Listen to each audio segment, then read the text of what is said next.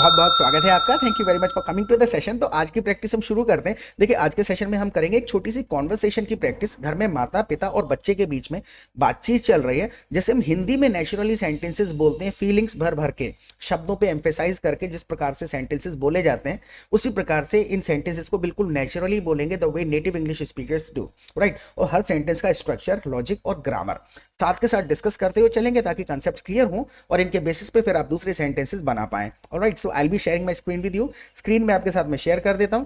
Practice करने का best तरीका बस यही है कि whatever you see on the screen in English, you repeat every sentence after me loudly. जोर से बोल के प्रैक्टिस करिएगा, जिससे प्रोनाउंसिएशन की आदत पड़ेगी, राइट। जैसे कि जब महरीन को स्कूल लेने जाओगे तो मुझे भी ले जाओगे। देखिए, एक हमारा बेटा है अयान, वो मुझसे पूछ रहा है कि जब महरीन को स्कूल लेने जाओगे तो मुझे भी ले जाओगे।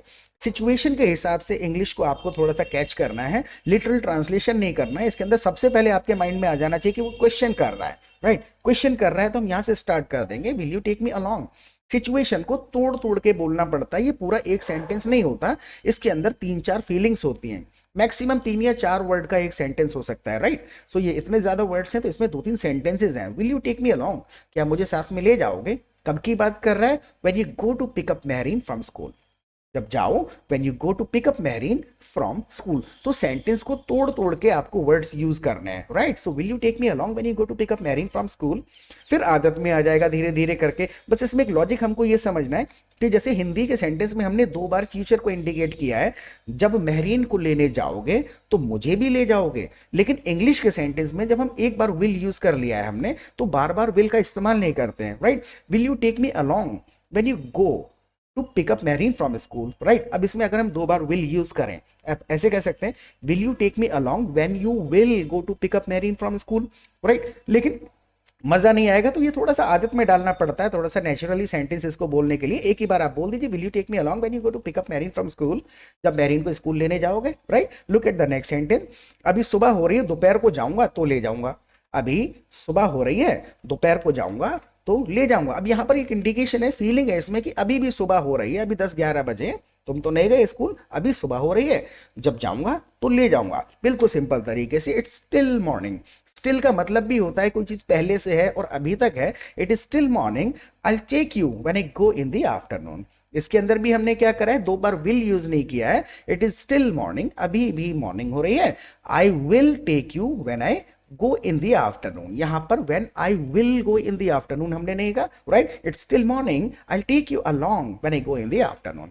तो बस ये 2-3 बार तरीका बस यही है कि आप रिपीट करते चलिए, खुद से आपको साउंड्स याद हो जाएंगे। और जब आप जबरदस्ती ग्रामर के हिसाब से बाई चांस विल लगाएंगे भी किसी सेंटेंस में, तो आपको अजीब सा साउंड करेगा कि अरे नहीं यार, थोड़ा सेंटेंस में अननेसेसरी कोई चीज साउंड कर रही है, right. So it's still morning, I take you along when I go in the afternoon. जाऊंगा तो ले जाऊंगा, राइट। दिखाओ तुम्हारा बुखार थोड़ा कम हुआ कि नहीं।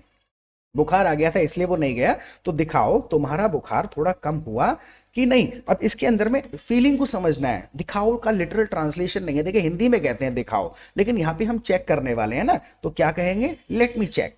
What the point. तो जब तक हम सिचुएशन के हिसाब से यूजफुल, उस सिचुएशन में सूटेबल वर्ड्स यूज नहीं करेंगे, ट्रांसलेशन करते रहेंगे, तो मजा नहीं आएगा। Let me check, has your fever gone down a bit.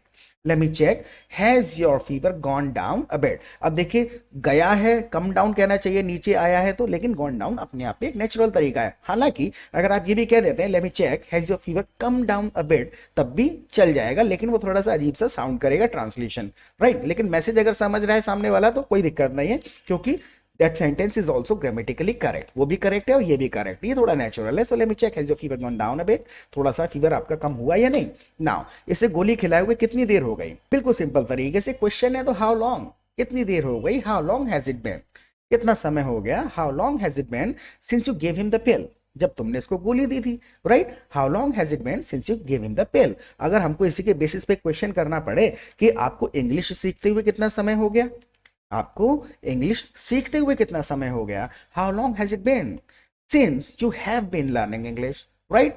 सो इसको गोली खिलाए हुए कितनी देर हो गई, how long has it been since you gave him the pill. Literally अगर हम खिलाने की ट्रांसलेशन लगा देंगे करके, माइंड को आदत है ना सारे वर्ड्स यूज करने की, वो आदत को छोड़ना है धीरे धीरे। So how long has it been since you give him the pill, जब तुमने इसको गोली दी कितना समय हो गया। एक्चुअल में हिंदी और इंग्लिश के दोनों सेंटेंसेस का मिलान नहीं करना होता, सिचुएशन समझिए, सिचुएशन में क्या कहा जा रहा है, राइट। जैसे कि ज्यादा देर नहीं हुई है, लगभग 15 मिनट हुए होंगे, ज्यादा देर नहीं हुई है, लगभग 15 मिनट हुए होंगे, ज्यादा देर नहीं हुई है तो it's not been too long, it's not been too long, ज्यादा देर नहीं हुई है, प्रोबेबली 15 मिनट्स, प्रोबेबली 15 मिनट हुए होंगे। या फिर इन दोनों सेंटेंसेस को आप तोड़ तोड़ के बोल दीजिए, it's not been too long, it must have been probably 15 minutes, it must have been, अंदाजा बता दिया आपने 15 मिनट हुए होंगे, so it's not been too long, it must have been 15 minutes, ऐसे कह दिया। या फिर एक शॉर्ट में बोल दीजिए, it's not been too long, probably 15 minutes, लगभग 15 मिनट हुए होंगे। Now look at the next sentence, मैंने तुमसे मना किया था इन्हें आइसक्रीम खिलाने के लिए, मैंने तुम्हें मना किया था इन्हें आइसक्रीम खिलाने के लिए। जब हम किसी काम को मना करते हैं तो उसको कहने का लहजा है, सिचुएशन के हिसाब से समझ लीजिए, और इसके बेसिस पे एक दो सेंटेंस आप बनाएंगे हम दोनों, right. So I told you, मैंने तुमसे कहा था not to give them an ice cream, I told you not to, यानी कि किसी भी काम के लिए जब मना किया जा रहा है तो I told you not to do that. तो I told you not to give them an ice cream, मना किया था उनको आइसक्रीम दिलवाने के लिए, खिलाने के लिए, वट एवर। तो गिव वर्ड जो है वो हर जगह चल जाता है, तो कुल मिलाकर के अपने तरीके से बोला जाएगा, I told you not to give them an ice cream, मैंने मना किया था उनको आइसक्रीम ना दिलाने के लिए, right. I told you not to buy them an ice cream, right, buy का इस्तेमाल कर सकते हैं।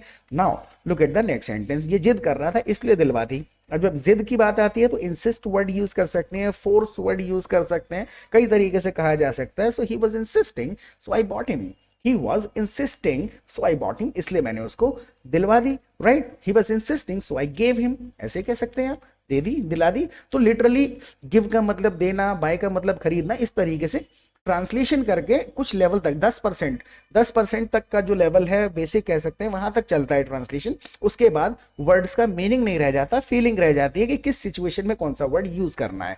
सो he was insisting so I bought him, इसलिए मैंने दिलवा दी। नाउ अगर नहीं दिलवाता तो ये वहीं रोने लगता, अगर मैं नहीं दिलवाता तो ये वहीं पर रोने लग जाता। एक चीज और है, अगर आप हमारे चैनल पे पहली बार आए हैं तो प्लीज चैनल को सब्सक्राइब जरूर कर लीजिएगा, क्योंकि 200 से ज़्यादा वीडियोस ऑलरेडी अपलोडेड हैं हमारे चैनल पे। पहली बार अगर वीडियो देख रहे हैं तो इसको पूरा देखने के बाद आप चैनल को जरूर एक्सप्लोर करिएगा, वीडियोस देखिएगा। 10-12 वीडियोस देखेंगे तो नेचुरली सिचुएशन के साथ सेंटेंसेस फॉर्म करने की आदत पड़ जाएगी, लिटरल ट्रांसलेशन की जो आदत है वो धीरे धीरे छूटने लग जाएगी।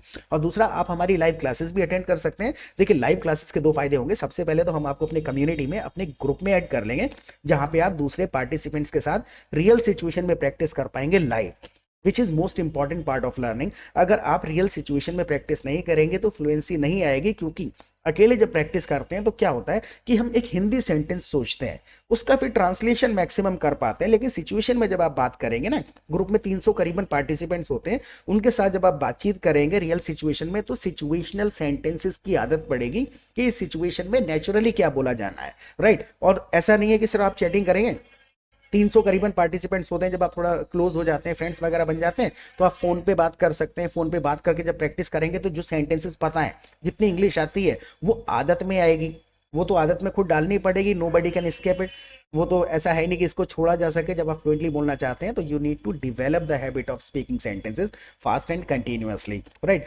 तो प्रैक्टिस पार्टनर्स आपको मिल जाएंगे, माहौल मिल जाएगा, वहां पे ब्रॉड इंग्लिश आपको पता चलेगी, रैंडम टॉपिक्स पे लोग डिस्कशन करते रहते हैं। और दूसरा, शाम को लाइव क्लासेस होती हैं, तो वहां पर भी थोड़े डाउट्स रह जाते हैं, ग्रुप में कोई सेंटेंसेस समझ नहीं आते या कहीं और सुने होते हैं, तो उन सेंटेंसेस को हम लाइव क्लासेस में डिस्कस करते हैं, उनकी ग्रामर, स्ट्रक्चर वगैरह। डिस्कशन में जब आप बैठेंगे 150-200 नए नए सेंटेंसेस रोजाना सुनेंगे, उनकी ग्रामर साथ के साथ समझेंगे, 15-20 दिन में कंसेप्ट्स क्लियर हो जाएंगे, and you will start speaking English fast, fluently and confidently the way you want to speak, okay. और फीस की बिल्कुल चिंता मत करिएगा, बहुत ही छोटा सा अमाउंट चार्ज करते हैं हम फीस के नाम पे। तो लाइव क्लासेस में आइएगा, मोस्ट वेलकम है, और सब्सक्राइब कर लीजिएगा अगर ना किया हो तो, alright. So let's get back to it now. तो अगर नहीं दिलवाता तो ये वहीं रोने लग जाता। देखिए, होता क्या है, माइंड को एक आदत होती है शब्दों को गिनने की। हम इतने ही शब्दों में इंग्लिश का भी सेंटेंस बोलने की कोशिश करते हैं। देखिए, ये सेंटेंस कितना छोटा सा है, लेकिन इसमें इंग्लिश का सेंटेंस थोड़ा बड़ा बनेगा, सिचुएशन के हिसाब से बताना पड़ेगा। If I had not bought him an ice cream, if I had not bought him an ice cream, अगर नहीं खरीदी होती, he would have started crying right there, वहीं पर रोने लग जाता। So if I had not bought him an ice cream, he would have started crying right there, वहीं पर रोने लग जाता। So I bought him because he was insisting, वो जिद कर रहा था। Getting my point? Now so एक बार दोबारा बोल करके देखिए, if I hadn't bought him an ice cream he would have started crying right there, वहीं पे रोने लग जाता। नाउ वाइफ इज सेइंग, तो रोने देते, तो रोने देते, तो बिल्कुल सिंपल है, देखिए तो रोने देते, इस चीज को बताना है तो मैसेज पहुंचाना पड़ेगा ना। मैसेज पहुंचाने के लिए सेंटेंस और वर्ड्स होने चाहिए सारे के सारे necessary. So you should have let him cry then, कोई भी काम करना चाहिए था आपको तो यू शुड हैव, और थर्ड फॉर्म लगा देते हैं, you should have let him cry then, तो आपको उसे रोने देना चाहिए था। What the point? Look at the next sentence. अभी स्कूल जाने में 3 घंटे और बाकी हैं। जैसे उसने मुझे कहा, will you take me along when you go to school, school जाओगे तो साथ में ले जाओगे। अभी मैं उसको बता रहा हूं, अभी स्कूल जाने में 3 घंटे और बाकी हैं, क्योंकि अभी बचे हैं 10 और हमको जाना है 1 बजे, स्कूल जाने में 3 घंटे और बाकी हैं। बिल्कुल सिंपल, इट्स स्टिल 3 आवर्स, अभी भी 3 घंटे हैं, it is still 3 hours left to go to school. Situation है 3 घंटे बचे हुए हैं, it's still 3 hours left to go to school, school जाने के लिए। तो सिचुएशन के हिसाब से तोड़ के बोलिए। Now look at the last sentence, I think it's last one. So तब तक सो लो, जब मैं जाऊंगा तो तुम्हें उठा लूंगा। तब तक सो लो, जब मैं जाऊंगा तो तुम्हें उठा लूंगा। देखिए तब तक का तात्पर्य इसमें क्या है, मीन वाइल, कि जब हम जाएंगे इस दौरान आप सो लो, 3 घंटे हैं, we still have 3 hours, right. तो तब तक तुम सो लो, जब जाऊंगा तो तुम्हें उठा लूंगा। बिल्कुल सिंपल तरीके से, meanwhile you take a nap, meanwhile you can sleep, right. Nap का मतलब होता है झपकी ले लेना, थोड़ी देर के लिए सो लेना। So meanwhile you take a nap, I wake you up when I go. इसमें भी हमने क्या करा, 2 बार विल का इस्तेमाल नहीं करा है। Meanwhile you take a nap, I will wake you up when I go, जब मैं जाऊंगा। Got the point? तो जब रिपीट करेंगे ना साथ के साथ, तो खुद से साउंड्स याद हो जाएंगे, वर्ड्स पता चल जाएंगे किस सिचुएशन में कौन सा वर्ड काम करता है। ओके, सो इस सेशन के बारे में प्लीज आप मुझे फीडबैक दीजिएगा, कोई सजेशन वगैरह हमारे लिए हो तो कमेंट सेक्शन में लिख दीजिएगा। हम सारे कमेंट्स को पढ़ते हैं, प्रैक्टिस करते रहें, फिर मिलेंगे एक नए सेशन के साथ। Till then bye.